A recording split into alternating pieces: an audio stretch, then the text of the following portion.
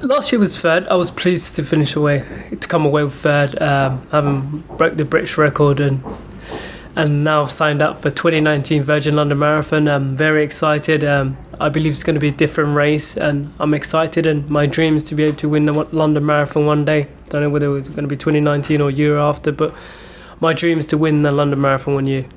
Why is it so important to win the London Marathon? Because it's home, isn't it? Yeah. It's special. It's like a home game, isn't it? How can you say it is describe it? It's like London Marathon is, I've taken part when I was a kid, now taking part as an adult, finished third. And if you were to have something in London and say to yourself, the history of the marathon, how many years it's been going and how well it's been going, to have to say to anyone that I've won London Marathon's a big deal. And to me, it means more than anything else, because every year you watch it with a great interest in your hometown, and loads of people running for charity, loved ones, and also in the elite races, there's a lot of great names on that who has in the past has won the London Marathon, and love to put my name on it.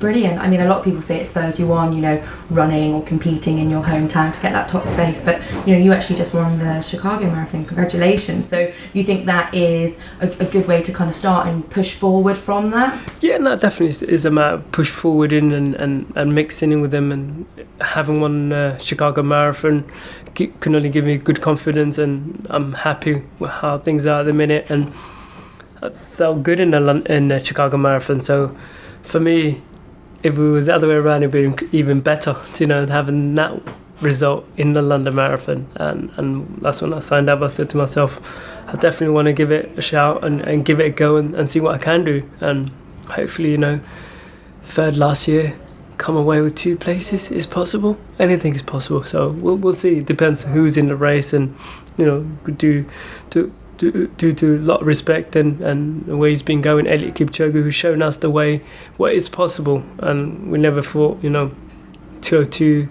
it's possible, 201, and he's shown that it's possible.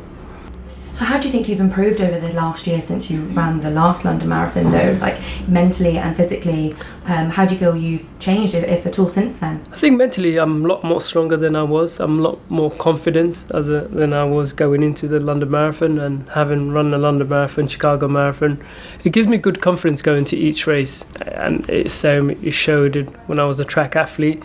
I didn't just start winning overnight. It took me a while to be able to figure out the races, to figure out my oppositions, and to work out a way that I can win races. And I think the same thing is taken in a marathon, being able to mix in with them, test one another, who's there, see what you do, and try and use the best tactics that you can in order to win the marathon. And marathon is a long way, and there will be a lot of people towards the end.